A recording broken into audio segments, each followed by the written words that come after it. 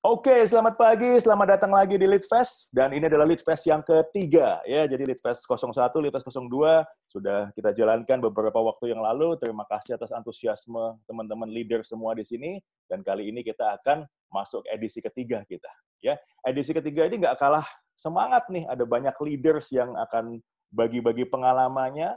Mulai dari pagi nanti ada Pak Mokhtar Sarman, sebentar lagi, 5 menit lagi beliau akan hadir untuk naik panggung secara virtual di sini. Beliau akan sharing banyak hal yang menarik.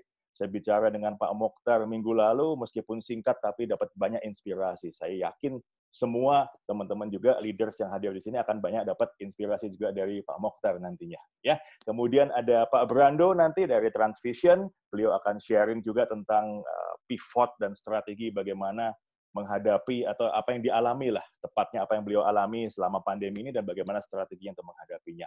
Kemudian ada Mas Emil Dardak, Wakil Gubernur Jawa Timur, yang juga meluangkan waktu hari ini untuk sharing bersama kita. It's gonna be fantastic. Di tengah kesibukannya, ngatur jadwalnya aja susah minta ampun, tapi tetap diniatkan untuk hadir bersama kita pagi ini. So I think we really appreciate that. Terima kasih banyak.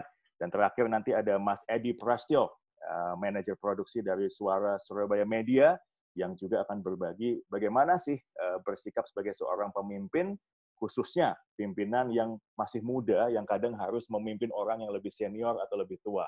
Nah, ini juga banyak orang menghadapi seperti ini, gitu ya. Oke, saya dapat berita Pak Mokhtar udah ada bersama kita hari ini. Selamat pagi, selamat datang Pak Mokhtar. Apa Halo, kabar? selamat pagi semuanya. Selamat Selamat pagi, Pak pagi. Han. Selamat pagi Pak Mokhtar. How are you? Good, good.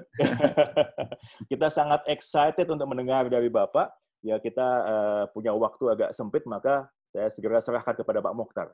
Ya, Ya, karena terima kasih Pak Han atas ya, silakan. kesempatannya. Saya mau share kepada teman-teman beberapa pengalaman yang saya pelajari selama saya bekerja sebagai profesional dan apa yang saya kerjakan sekarang. Mungkin saya mau start dengan share screen kali ya Pak ya. Ya, silakan Pak Saya Mokhtar. coba share sebentar ya. Sorry sebentar. Oke. Tolong. Ini ada. Oke.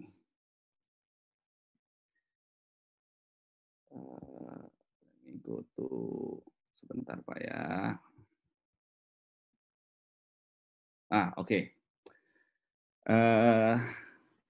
Oke, saya mau share pengalaman saya pada waktu saya start bekerja di Walt Disney Company. Ya, saya pengalaman saya di Walt Disney selama 21 tahun. Dari bekerja di Disney di Indonesia, sampai di Singapura, sampai saya ditugaskan kembali di Indonesia dengan last position saya sebagai country director untuk Walt Disney Indonesia. Saya banyak belajar di Walt Disney. Fokus saya itu lebih banyak kepada merchandise. Ya, jadi saya belajar dari distribusi, dari desain, dari product development. Tapi yang paling berharga yang saya pelajari dan bisa saya pakai sampai sekarang ini adalah storytelling. Disney is the best company in terms of storytelling. Kalau dilihat, ini ada 5 pilar franchise yang Disney ada, dari Mickey, ada Princess, ada Pixar, ada Marvel, sama ada Star Wars. Ini semua ada story-nya, ada storytelling-nya. Nah, yang saya pelajari itu bagaimana story-story yang ada dari masing-masing karakter ini bisa dituangkan kepada produk. Dan produk yang successful itu harus mempunyai cerita yang bagus. Saya mungkin akan mulai dengan pertama itu, sorry ya,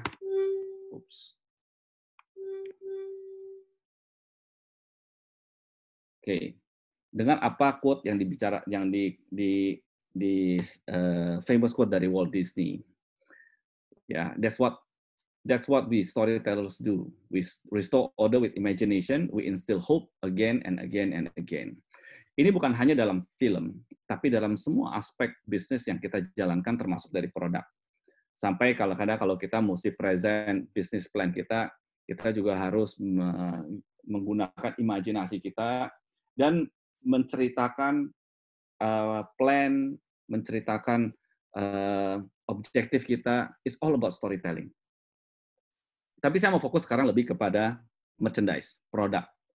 Saya ada beberapa sampel produk yang saya mau share. Ini saya dari Disney dulu ya.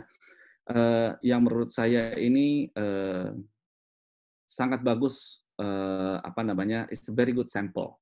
Ya, Disney itu selama saya 21 tahun di Disney, kita produce jutaan mungkin ya produk. Tapi saya hanya pick up beberapa yang menurut saya ini is a good example. Yang pertama adalah mungkin semua orang tahu jam Mickey. Ya, ini Mickey ini diciptakan oleh Disney itu tahun 1928.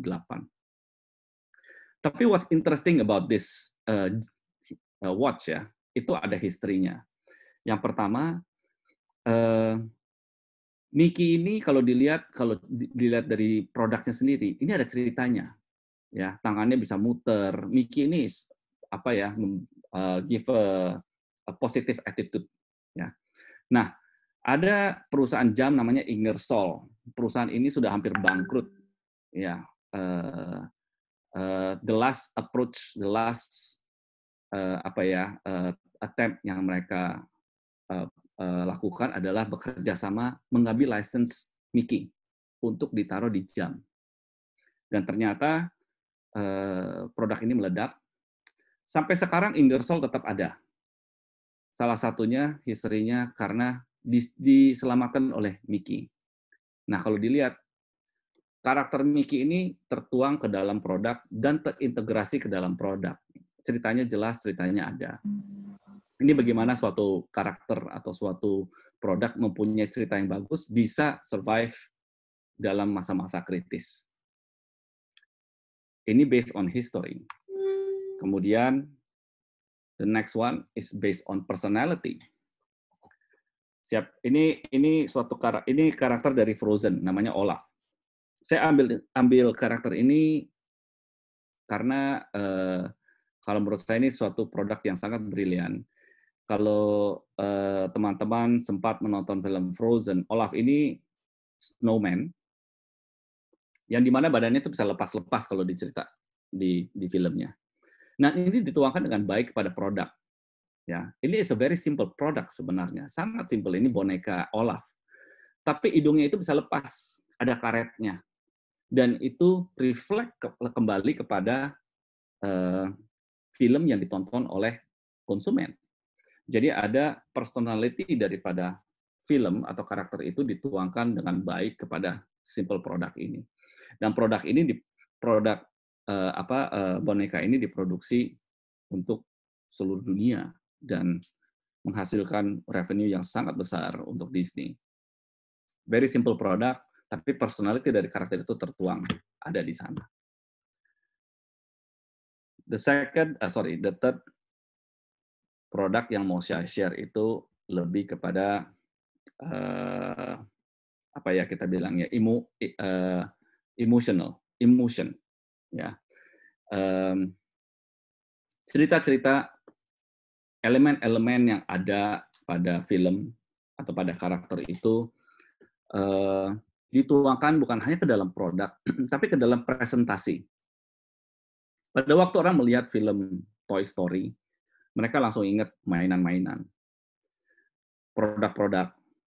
Tapi kita sebagai pelaku bisnis retail, kita harus push ourselves a bit further, supaya storytelling ini bukan hanya ada dalam produk, tapi ada juga ke dalam presentasi. Masuk juga ke dalam retailtainment. Ya.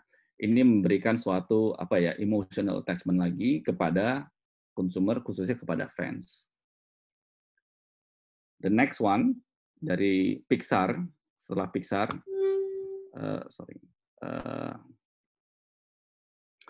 saya masuk sedikit kepada Marvel. Ya. Marvel itu mungkin teman-teman juga tahu ada Avengers dan teman-temannya. Ini salah satu produk yang saya ambil ini adalah ini pajamas, ya, piyama, simple produk, ya. Tapi ini very successful dengan hanya menempelkan cape-nya dari atau apanya ya, sayapnya dari Thor. Very simple produk. Tapi anak-anak ini suka karena apa? Ada affinity-nya, ya. Pada waktu tidur pun mereka ingin menjadi superhero. Ya. Dengan simple product, simple attachment, simple innovation, dengan memberikan hanya cape, produk pajamas ini bisa menjadi produk best selling dibanding dengan apa namanya produk-produk piyama lainnya. Again, it's a simple touch about apa namanya produk simple touch of cape bisa become a game changer. Produk berikutnya yang saya mau share ini adalah mengenai inovasi. Ya, inovasi pun harus ada storytelling-nya. Kalau teman-teman ada yang pernah nonton film Star Wars, ini adalah salah satu film Star Wars yang terakhir dengan nama BB-8. Di film ini si BB-8 ini seperti bola, dia berjalan dengan topnya itu tetap stay. Ya, unfortunately saya nggak ada videonya. Ini bukan hanya di film, tapi bisa dituangkan kepada merchandise. Dan ini produk remote control dengan memakai handphone. Yang pertama yang bergerak bulat mainannya. Jadi teknologi, imajinasi yang ada di film itu bisa dituangkan kembali ke dalam merchandise kepada produk. Dan ini menjadi produk yang kita bilangnya award winning product, ya, inovasi, ya. Jadi saya refresh kembali, ada history, ada personality, ada affinity, ada emotion, ya, ada inovasi. Ini semua adalah storytelling, dan storytelling ini harus dituangkan kepada merchandise. Jadi semua merchandise harus ada story.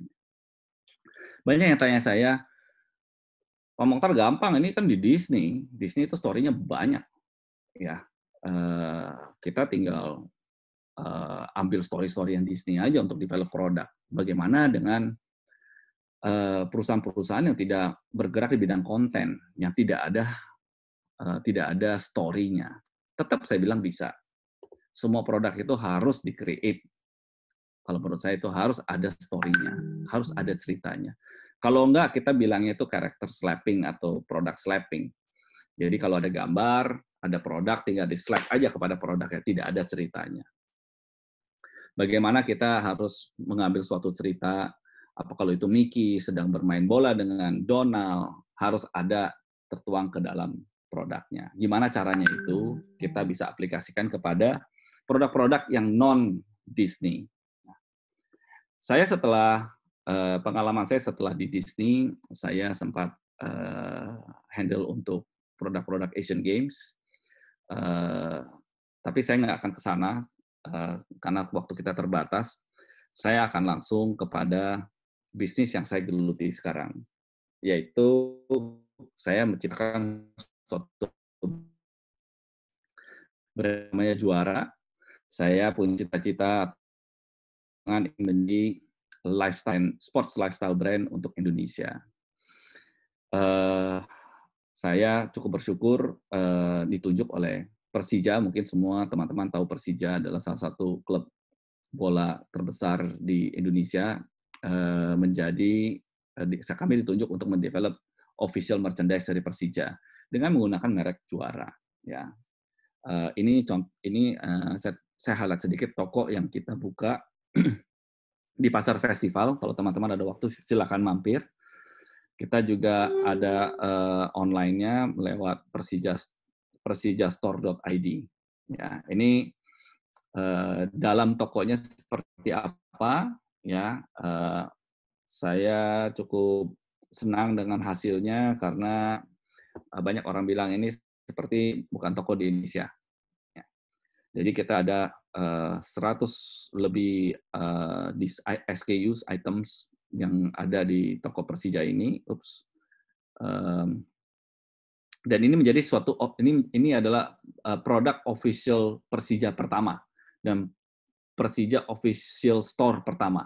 Sebelumnya itu mereka tidak punya official merchandise. Nah, saya mau masuk sedikit bercerita mengenai produk story yang ada yang kita develop pada waktu saat kita launch jersey-nya Persija. Nah, ini story nih, ada ceritanya. Kenapa kita desain atau background daripada jersey yang menjadi sakral untuk klub bola dan fansnya itu story-nya seperti apa? Ya, ini saya putarkan sedikit filmnya ya.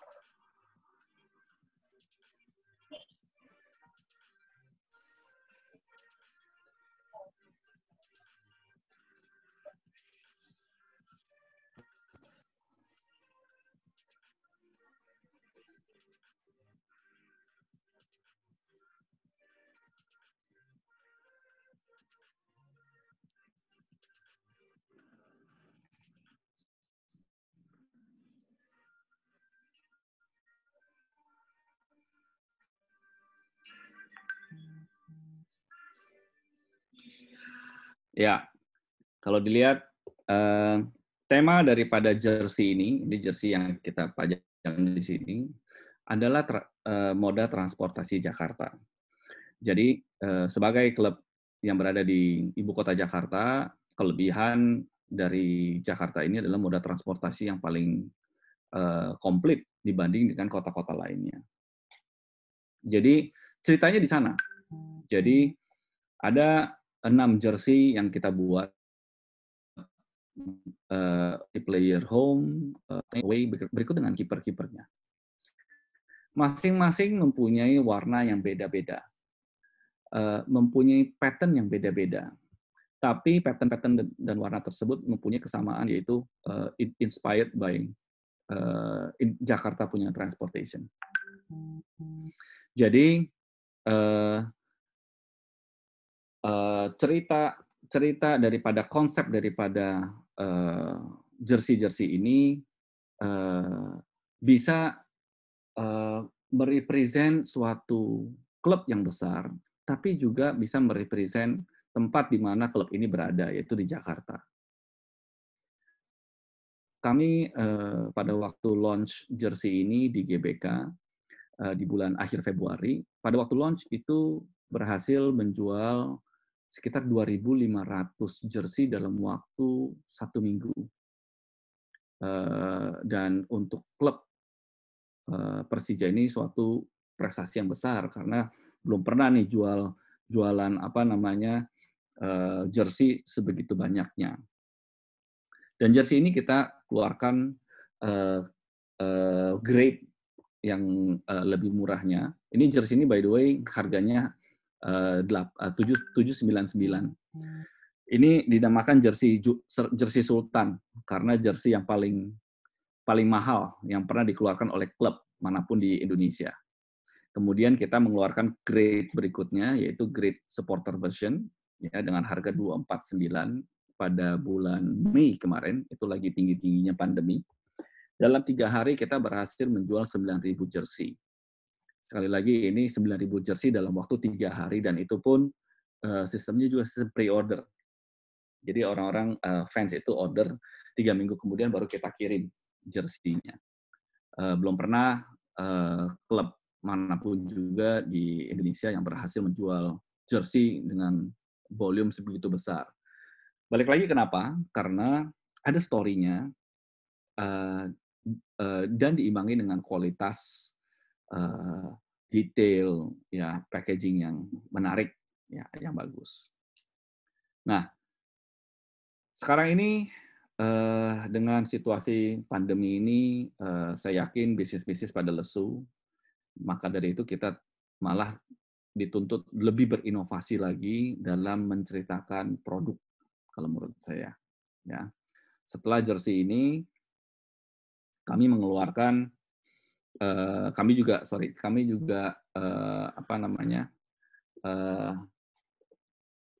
membantu Persija untuk meng-create konten. Ya, salah satunya ini maskot, karena ujung-ujungnya juga akan dijadikan merchandise.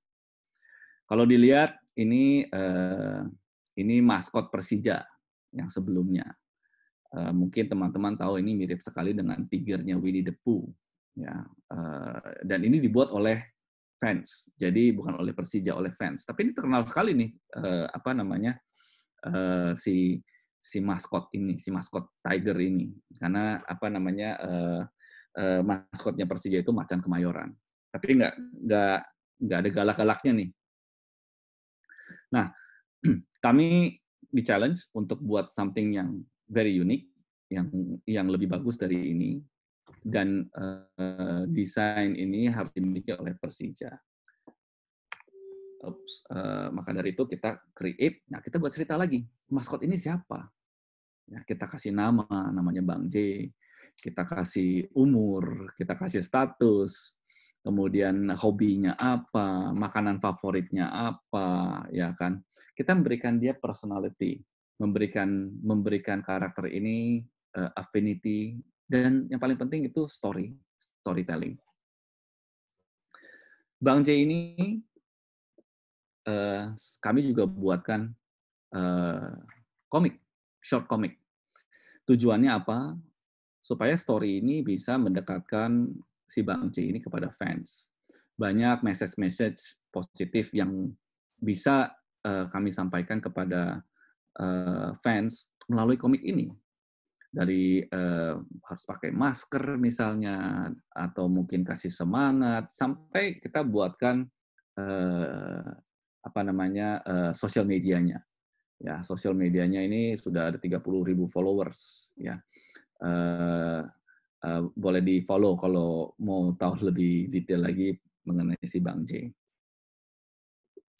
Kita juga buatkan maskotnya, ya, supaya dia ini bisa lebih berinteraksi secara personal kepada fans, kepada players, ya, bisa turun di lapangan, dan dia bisa TikTok-an juga, ya. Jadi again, konten. Ujung-ujungnya apa? Kita mau mendevelop merchandise yang bertemakan Bang J juga. Siapa tahu juga dia juga bisa menjadi ambasador untuk beberapa sponsor. Ya. Nah, ini kalau bisa ke persijastore.id, di sana kita ada page khusus produk-produk yang berhubungan dengan Bang J. Jadi sekali lagi, this is all about storytelling. Ya. Jadi ada affinity dan ada reference pada waktu fans mau membeli barang. Kenapa fans mau membeli barangnya Bang J? Dan satu lagi yang terakhir saya mau share, ini jersey yang baru kita keluarkan, kita bilangnya fantasy jersey. As a simple idea, kita mau mengeluarkan jersey untuk celebrate HUT DKI Jakarta. Simple jersey, kita mau kasih peta Jakarta temanya. Tapi yang interesting ada story-nya sedikit. Peta Jakarta ini kalau dilihat di dadanya itu, sebelah kiri dada itu, pas peta Monasnya itu kita tempatkan logo Persija. Ya, yang dimana logo Persija itu ada Monasnya. So again, it's a very simple story, tapi ada story-nya. Sampai kita buatkan perangkonya juga. ya untuk bukti keaslian lah barang ini barang ori. Ya. A simple story like this, kita sempat pada waktu HUT DKI kita rilis ini, jersey ini laku sekitar 2.500 jersey dalam waktu 4 hari. Balik lagi, simple stories can make a big difference. Ya. Nah, yang terakhir, ini perlu diingat lagi, saya balik ke Walt Disney, every leader is telling a story about what he or she values. Saya, ini aja sekian dari saya, semoga bisa bermanfaat.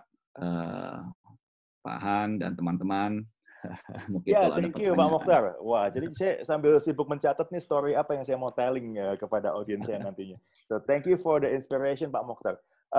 Ya, teman-teman kalau ingin mulai bertanya, silakan ada di chatboard. Tapi saya mengawali dengan satu pertanyaan dulu Pak Mokhtar.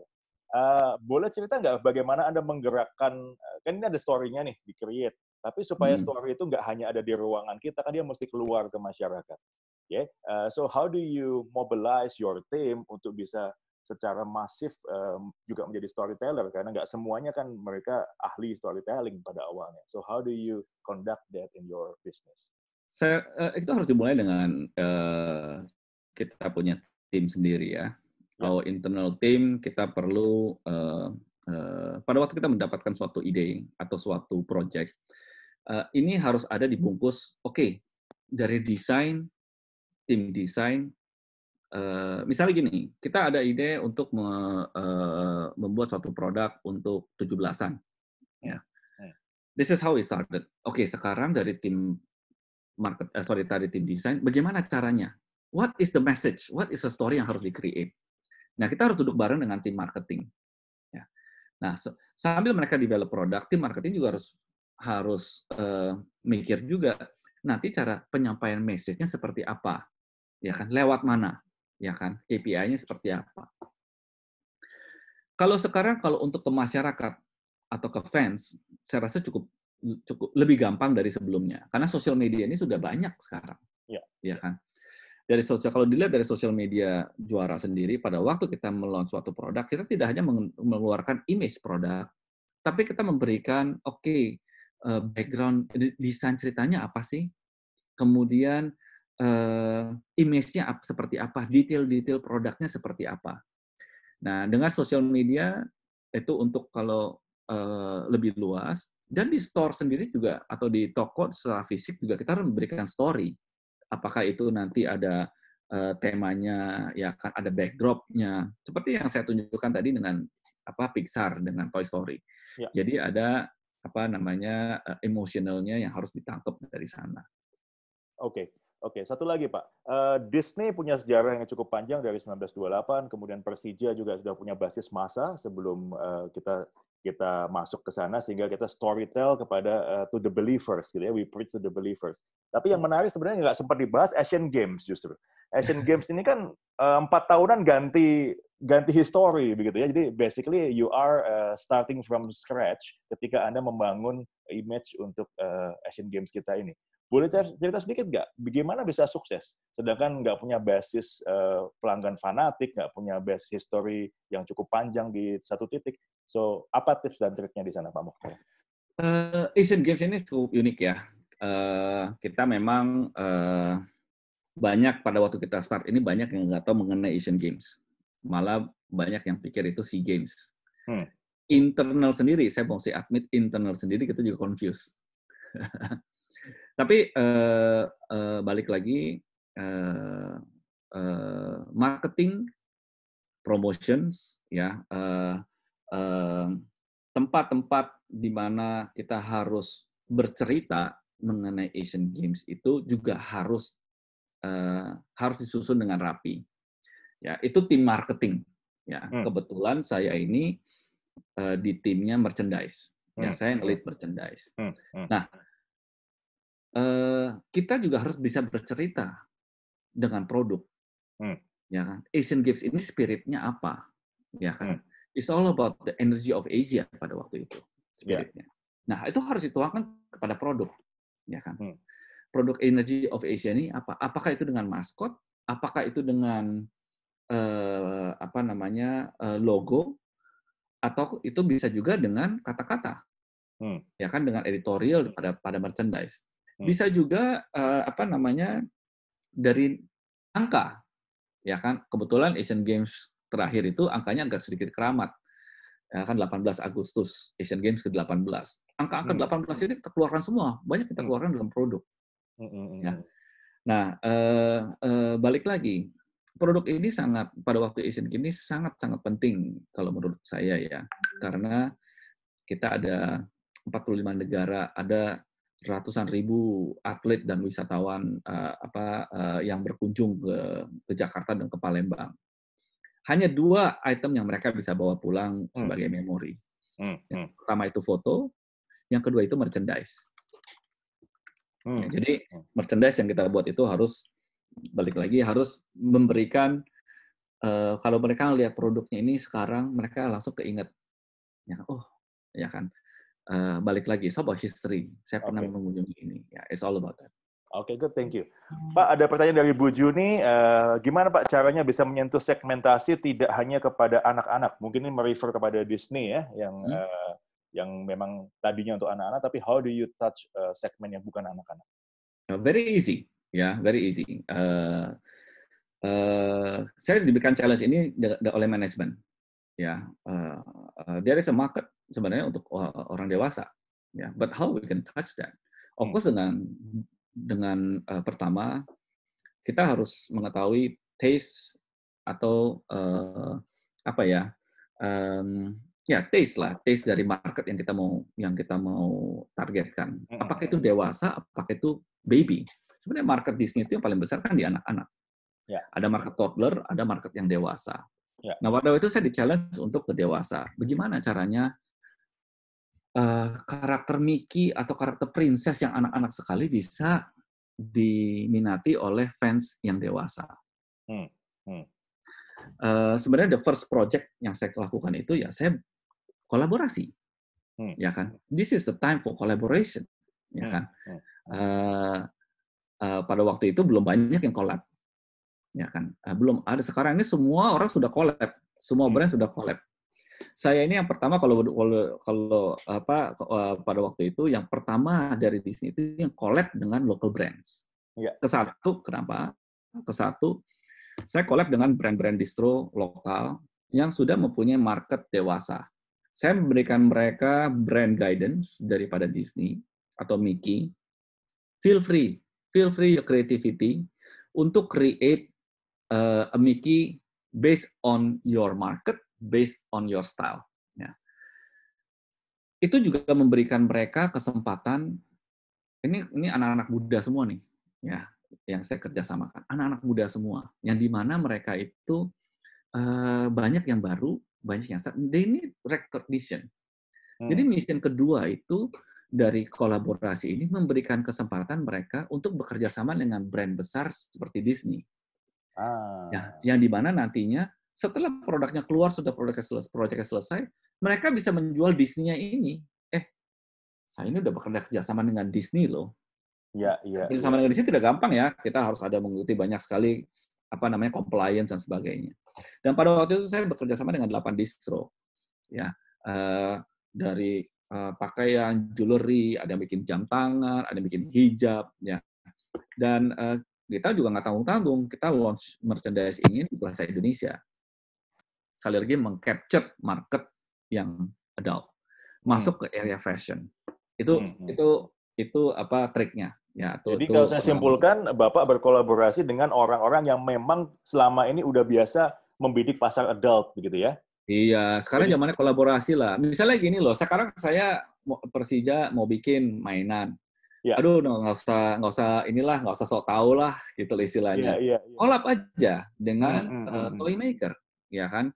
Saya punya mainan mobil-mobilan Persija, diecast-nya Persija, kerjasama dengan Majoret. Mereka udah ahlinya di sana. Oke. Kita kolaborasi saja, ya kan? Toh prosesnya bisa lebih cepat, keuntungannya bisa lebih besar. Sudah dibagi-bagi pun masih tetap lebih besar kalau kita kerjain sendiri.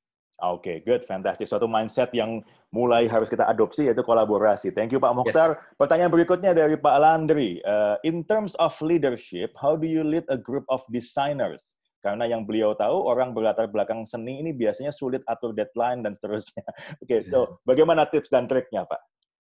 Tips dan triknya ya, ini very interesting question. Kenapa? Karena ini mungkin easy for me to say. Karena background saya ini background design. Ya, I was studied and trained as a product designer. Ya. Tapi saya cukup bersyukur saya punya master saya itu di bisnis. Jadi I can use both my left and my right brain. Ya. Tapi I started with Disney itu as a designer. Ya. Sampai saya diberikan challenge yang lebih besar lagi untuk handle business, all numbers. Ya. Jadi triknya itu kalau trik dengan desainer itu you need to it's all about understanding their thinking and give them a clear guidance sebenarnya dari segi bisnis ya. Involve them, kadang-kadang itu kita suka underestimate designer. Ya underestimate dalam arti ini desainer doang gitu loh ya kan. But designer is very important in the all aspect of your product.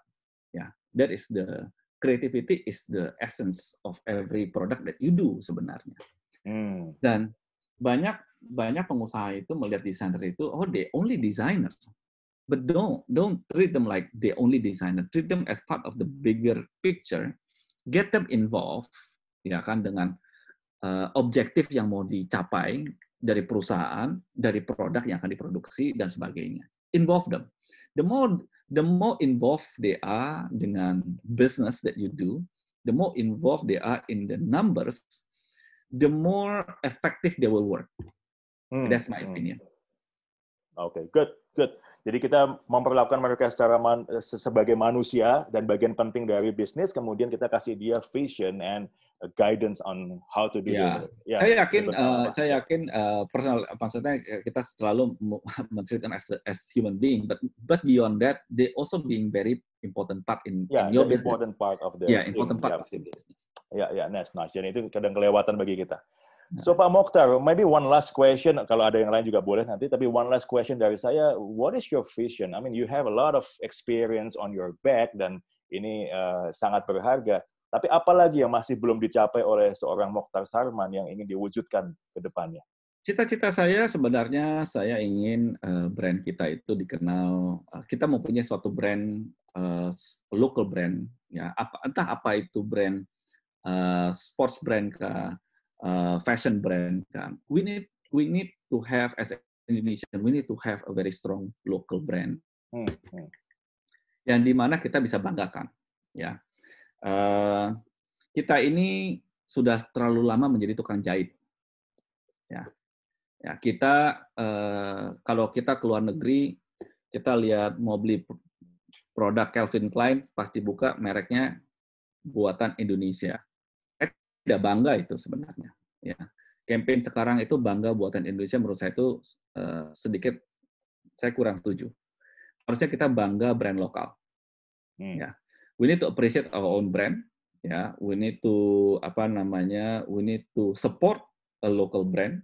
Ya, dan cita-cita saya, vision saya ingin brand saya dan teman-teman brand lokal itu bisa brandnya itu bisa dikenal di luar negeri. Ya, itu where we start, we have to start from our own. Kenapa saya menciptakan brand juara yang kalau dilihat tadi saya mention harga jersey-nya aja 799. Pada orang-orang pada teriak, wah gila brand lokal mahal sekali. Tapi saya yakin saya mempunyai quality yang bagus, mempunyai desain yang bagus, ya kan? Saya bisa bersaing dengan Nike, saya bisa bersaing dengan Adidas, ya kan? Nah, dan terbukti kalau kita menyuguhkan suatu produk yang strong, produk dengan quality yang bagus, dengan storytelling yang tepat, itu produk itu bisa diterima. Dan pada waktu saya meluncurkan produk dengan harga 799 itu brand-brand lain pada senang semua. Wah, akhirnya ada yang berani, ya kan? Itu meningkatkan derajat mereka juga sebagai brand lokal. Kita jangan selalu minder ya, jadi punya brand minder terus, wah kalah nih sama Nike nih, jualnya cuma 100.000. Ya. We have to be confident in our brand, in our product. Ya itu cita-cita saya, vision saya. Semoga kita ada beberapa proposal yang kita juga masukkan ke kementerian untuk mensupport our local brands. Oke, good.